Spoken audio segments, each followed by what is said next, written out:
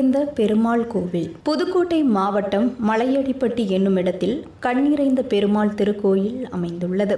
மூலவர் கண்ணிறைந்த பெருமாள், பள்ளிகொண்ட ரங்கநாதர், ஆனந்த பத்மநாபா, திருவாள வந்த பெருமாள் என்றும் தாயார் கமலவள்ளி நாச்சியார் என்றும் அழைக்கப்படுகிறார். இந்த குகை கோயில் மலையின் வடக்கு முகப்பில் தோண்டப்பட்டு மலையின் மேற்கு முனைக்கு அருகில் அமைந்துள்ளது. இந்த ஆலயம் உள்ளூரில் ஒளிபதி விஷ்ணு கிரகம் என்றும் அழைக்கப்படுகிறது.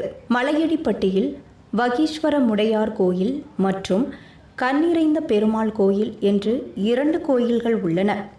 இது கிராமத்தின் தென்புறத்தில் திருவளத்தூர் மலை என்று அழைக்கப்படும் மலையின் மீது அமைந்துள்ளது. இக்கோயில் கீரனூர் முதல் கிள்ளுக்கோட்டை வழித்தடத்தில் அமைந்துள்ளது. இந்த குகை கோயிலில் சோழர்கள், பாண்டியர்கள் மற்றும் நாயக்க மன்னர்கள் காலத்திய 10 கல்வெட்டுகள் உள்ளன. இக்கோயில் சோழர் கால கல்வெட்டுகளில் திருவளத்தூர் மலையின் ஒளிபதி விஷ்ணு கிரகம் என்றும், நாயக்கர் கால கல்வெட்டுகளில் திருவாயமலையின் கண்ணிறைந்த பெருமாள் என்றும் அழைக்கப்பட்டது.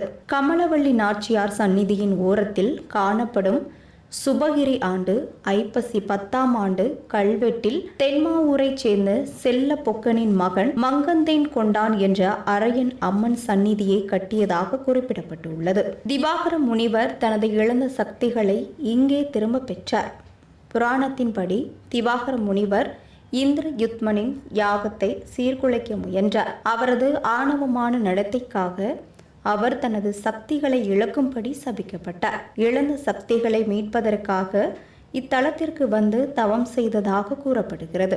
அவரது தவத்தால் மகிழ்ந்த விஷ்ணு ஆனந்த சயன தோரணியில் அவர் முன் தோன்றி அவரது இழந்த சக்திகளையும் அறிவையும் மீட்டெடுத்தார். இந்த குகை கோயில் மலையின் வடக்கு முகப்பில் தோண்டப்பட்டு மலையின் மேற்கு முனைக்கு அருகில் அமைந்துள்ளது. கோயில் வளாகம் ஒரு கிரானைட் சுவரில் வடக்கு நோக்கிய நுழைவாயிலுடன் அதன் மேல் எந்த மேற்கட்டுமானமும் இல்லாமல் சூழப்பட்டு உள்ளது. நுழைவாயிலின் இடதுபுறத்தில் உள்ள சுற்றுச்சுவரின் வெளிப்புறத்தில் வலம்புரி விநாயகரின் உருவம் பொறிக்கப்பட்ட ஒரு முக்கிய இடம் உள்ளது. குகையின் முன் நுழைவாயிலுக்கு பிறகு தீபஸ்தம்பம், பலிபீடம் மற்றும் கருடன் ஆகியவற்றை காணலாம். தீபஸ்தம்பத்தின் வடக்கே நுழைவாயிலை நோக்கியவாறு அம்மன் சிற்பம் உள்ளது. கோயில் கருவறை, அர்த்த மண்டபம் மற்றும் முகமண்டபம் ஆகியவற்றை கொண்டுள்ளது. 2 தூண்கள் மற்றும் 2 தூண்கள் அர்த்த மண்டபத்தின் 3 இடைக்கழிகளை உருவாக்குகின்றன. அர்த்த மண்டபத்தின் நுழைவாயில்கள் ஒரு குகை கோயிலுக்கான வாசல் மற்றும் கதவு ஜாம்புகளால் குறிக்கப்பட்டுள்ளன என்பது குறிப்பிடத்தக்கது. தூண்கள் மற்றும் பைலஸ்டர்கள் அடிவாரத்தில் சிங்கம், வயலா உருவங்கள் மீது தாங்கி நிற்கின்றன.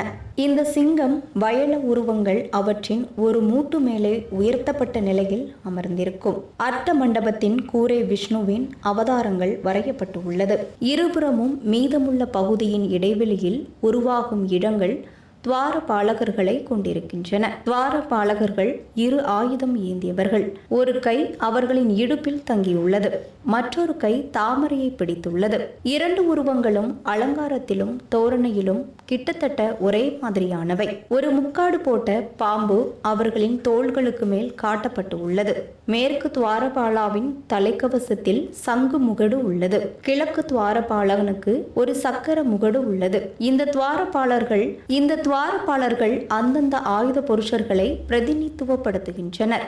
அர்த்த மண்டபத்தின் கிழக்கு பக்க சுவரில் விஷ்ணுவின் துணைவிகளான ஸ்ரீதேவி மற்றும் பூதேவி ஆகியோரின் உருவம் உள்ளது. விஷ்ணு பகவான் 4 ஆயுதங்களுடன் இருக்கிறார். அவரது மேல் கைகள் சக்கரத்தை பிடித்துள்ளன.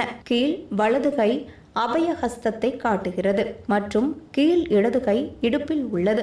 விஷ்ணுவின் தலைக்கு அருகில் சூரியன் மற்றும் சந்திரனின் பறக்கும் உருவங்கள் இருபுறமும் காணப்படுகின்றன. விஷ்ணு பார்வை குறைபாடு உள்ளவர்களுக்கு நிவாரணம் அளிப்பதால் அவர் கண் ஒளி வழங்கும் பெருமாள் என்று போற்றப்படுகிறார். பார்வை குறைபாட்டால் பாதிக்கப்பட்டவர்கள் நிவாரணம் பெற விஷ்ணுவிடம் பிரார்த்தனை செய்கிறார்கள். பக்தர்கள் சனிக்கிழமைகளில் பெருமாளுக்கு நெய் தீபம் ஏற்றி துளசி மாலை அணிவித்து தங்களுடைய நேர்த்தி கடனை செலுத்துவார்கள்.